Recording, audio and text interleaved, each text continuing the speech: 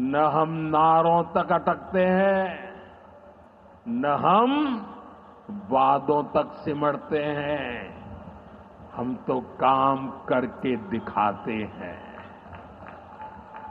जब हम कहते हैं कि हम पिछड़ों, अति पिछड़ों के लिए निरंतर काम कर रहे हैं, तो ये हमारी नीतियों में भी, निर्णयों में भी नजर आता है। एनडीए सरकार का तो मिशन ही है हर पिछड़े को प्राथमिकता, हर पिछड़े को प्राथमिकता, चाहे पिछड़ा क्षेत्र हो या पिछड़ा वर्ग हो। हमारी सरकार की वो पहली प्राथमिकता है। दशकों तक हमारे देश में 110 से ज्यादा जिलों को पिछड़ा कहकर छोड़ दिया गया था। वो जाने, उनका नसीब जाने, ये हाल कर दिया था। हमने इन जिलों को प्राथमिकता दी। पिछड़े जिले के बजाय उन्हें आकांक्षी जिला बनाकर इनका विकास किया, यानी पिछड़े को प्राथमिकता। हमारे देश के सीमावर्ती गांवों को भी आखिरी गांव कहकर छोड़ दिया गया था। हमने इन आखिरी कहे जाने वाले गांवों को, वहां के विकास को प्राथमिकता दी और हमने नाम ही, व्याख्या ही बदल दी। वो आखिरी नहीं, वो देश का पहला गांव है, यानी पिछड़े को प्राथमिकता। दशकों तक हमारा ओबीसी समाज ओबीसी कमीशन को संवैधानिक दर्जा दिए जाने की मांग कर रहा था।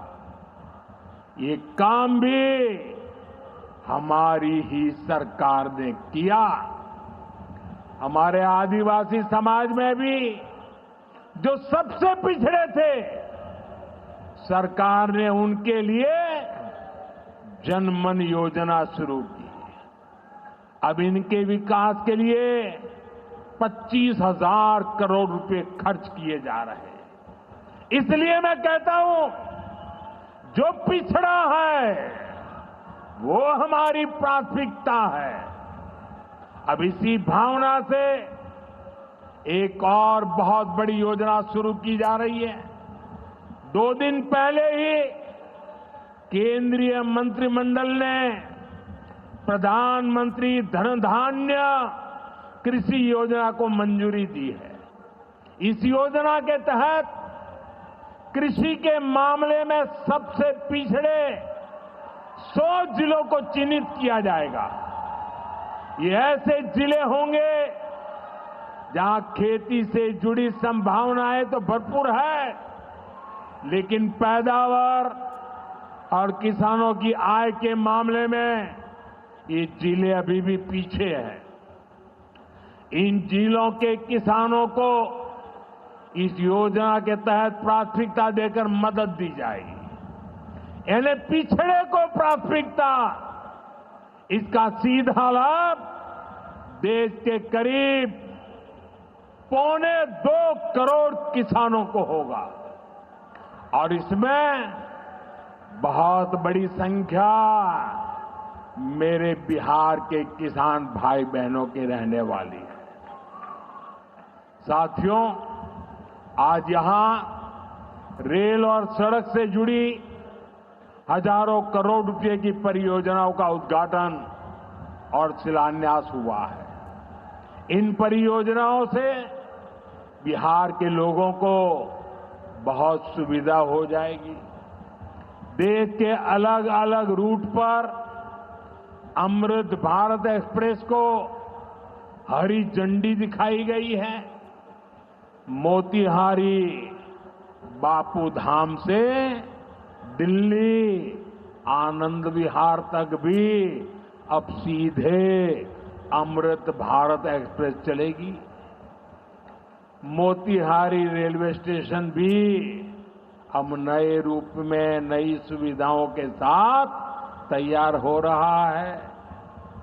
दरभंगा नरकटियागंज रेल लाइन का दोहरीकरण होने से यह रूट पर यात्रियों को बहुत सुविधा हो जाएगी। साथियों, चंपारण की धरती का जुड़ाव हमारी आस्था और संस्कृति से भी है। राम जानकी पथ मोतिहारी के 70 घाट, केसरिया, चकिया, मधुबन से होकर गुजरने वाला है। सीतामढ़ी से अयोध्या तक जो नई रेलवे लाइन तैयार हो रही है, उससे श्रद्धालु चंपारण से अयोध्या जाकर दर्शन कर सकेंगे। इन सारे प्रयासों का सबसे बड़ा लाभ है बिहार में कनेक्टिविटी और बेहतर होगी।